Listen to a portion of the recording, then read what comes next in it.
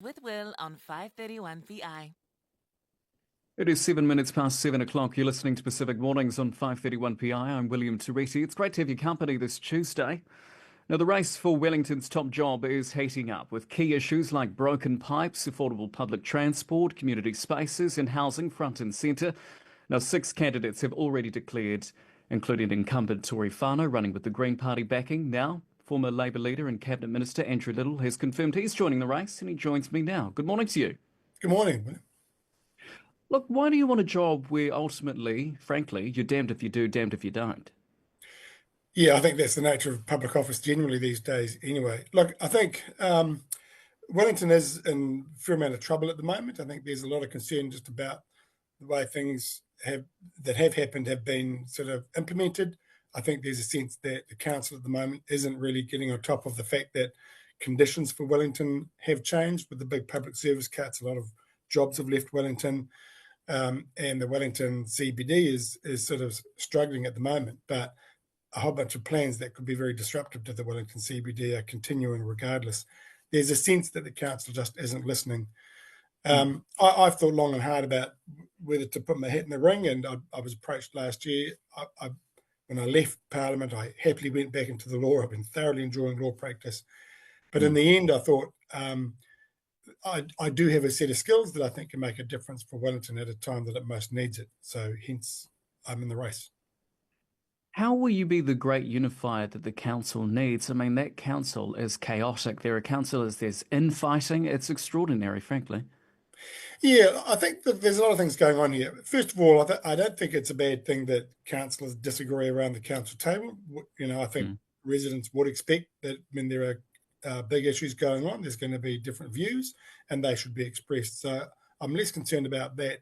What I think is important is that a mayor leads. So a mayor sort of gets stuck into issues, deals with people, allows the views to be expressed, but shepherds everybody to a common position and ultimately to agreement. I think, and that has to be done not just with councillors, but with council officers as well, so that the staff and the people who run the council and support councillors think it's important that the mayor asserts their leadership responsibilities to make sure everybody is doing their job. But most importantly, I think it's important that the mayor, along with councillors, is listening to people.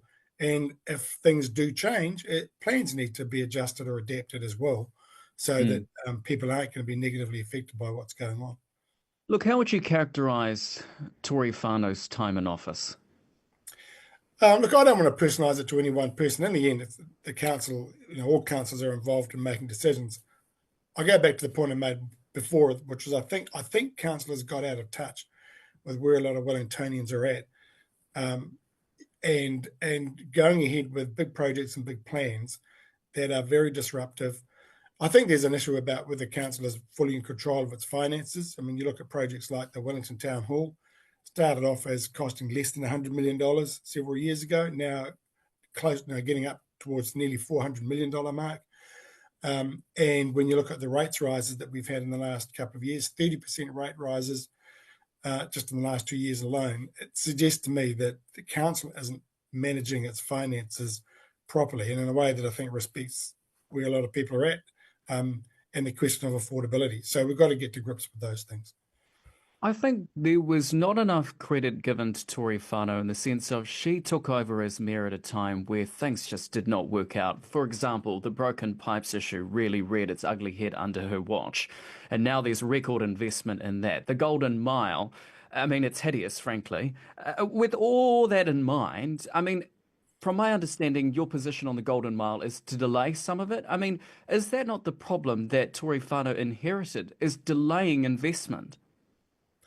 I think on the water pipes issue, look, I think that's right. There's been, or not just years, but decades of underinvestment. So that's turning around. I think the future of water and water management, what the previous Labor government was trying to do, is to now consolidate a lot of the water operations between different councils. There's a proposal to do that in Wellington. I'm a supporter of it because that gives us a better chance to get better quality services. And we'll do that. That still has to be negotiated. Wellington still has to get a good deal from that.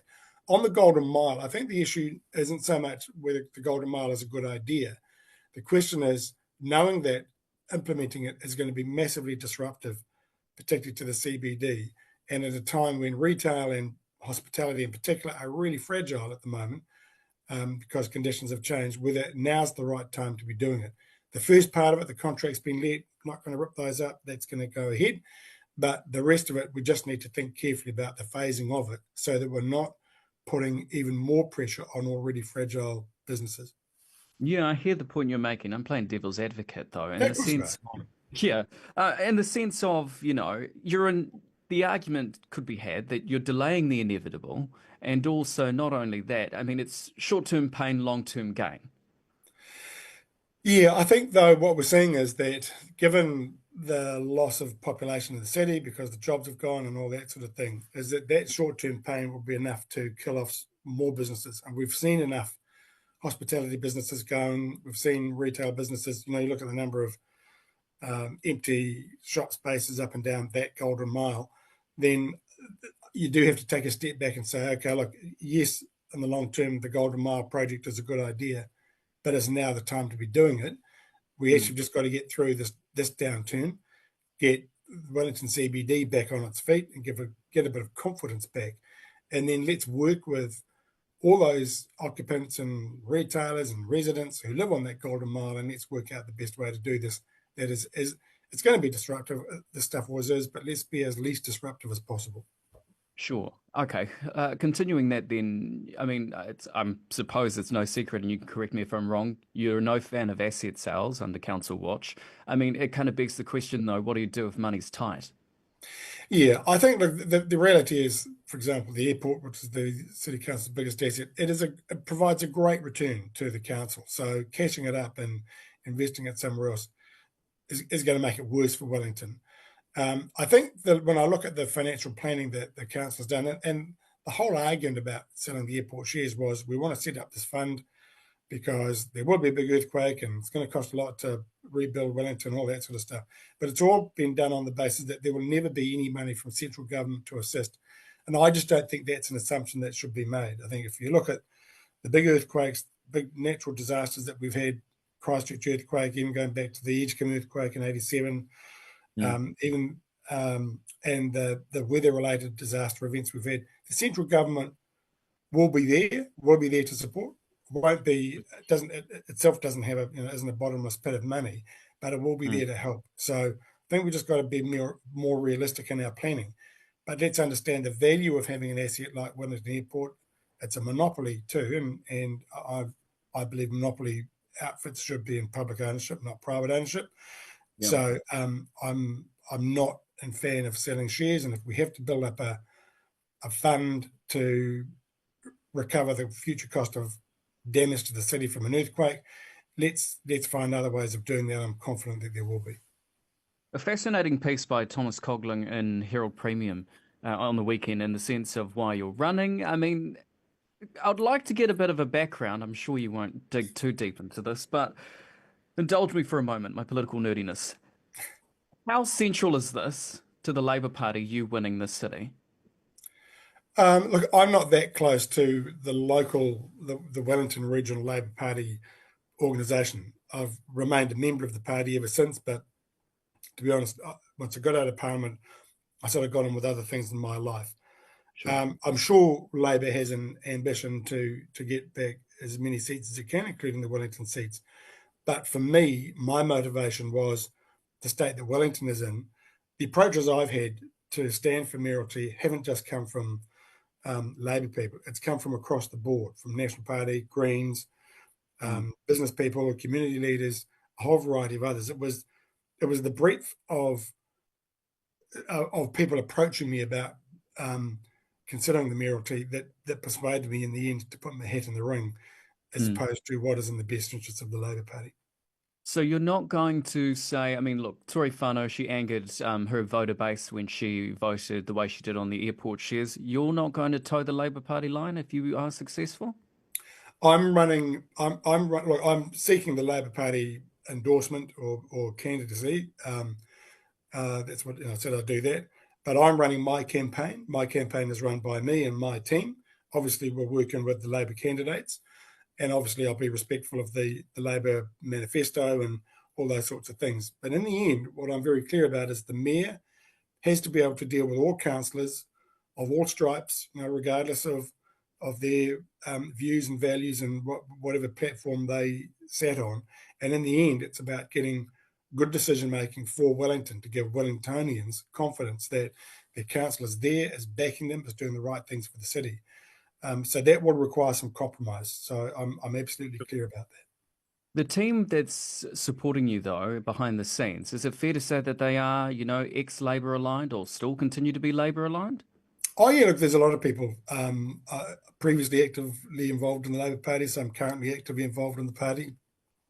As I say, I'll work closely with others on the Labour ticket, but my message is very clear. I'm here to be a mayor for all of Wellington, and I will deal with all councillors, whoever gets elected, and providing I'm elected as mayor, to do what's right for the city. Look, just a few more questions for you. In the sense of, and this is just a quick fire question, I suppose, that's come off the top of my head. For example, Wellington, like many councils, have particular advisory groups, the Pacific Advisory Group on Wellington Council. Do you see value in that, or is that merely a rubber stamp exercise? Oh, no, I think that's very important. I think it's important for council to have people from a whole variety of different communities. I've already met with Paul Ritamanu and getting around meeting with others who are in those communities, leaders in those communities. So I think those relationships are very important. It's the thing that I did as minister in the last Labour government, pretty much regardless of whatever portfolio I had. One of my top priorities was to reaching out to the various stakeholder communities and whatever the portfolio was. I think those connections are essential to doing the job well. A final question for you, I suppose. What is your vision for Wellington? Because what I have an appetite for as a Wellingtonian myself, and it's quite ironic, I want a bland and beige council in the sense of I don't want to see them in the headlines for all the wrong reasons. I want one that just gets on with the job. But what's your vision? Yeah. Well, I totally, in fact, I've said this to my team. I said, what we should be saying is, look, council should be as boring as anything, Anyway, council should be, the city should be exciting. And people doing things in the city, the promoters, the business leaders, the community leaders, the activities that happen, that's the exciting stuff. That's what makes a city. I want to see a council that gets in behind people to do that stuff. Look, and of course, we want to have a city that means people can get around it regardless of their mode of transport. They can get around safely. They can do those things and enjoy what the city's got to offer. Amazing sort of features and activities that we have to offer. But the council's got to be a supporter and a leader and a facilitator, not the source of chatter and its own excitement, which sometimes isn't particularly helpful to the city. Yeah, couldn't agree more. Andrew Little, thank you very much for your time. All the best. Thanks, man. Nice to talk. Cheers. When we come back, Police Commissioner for you. This is Pacific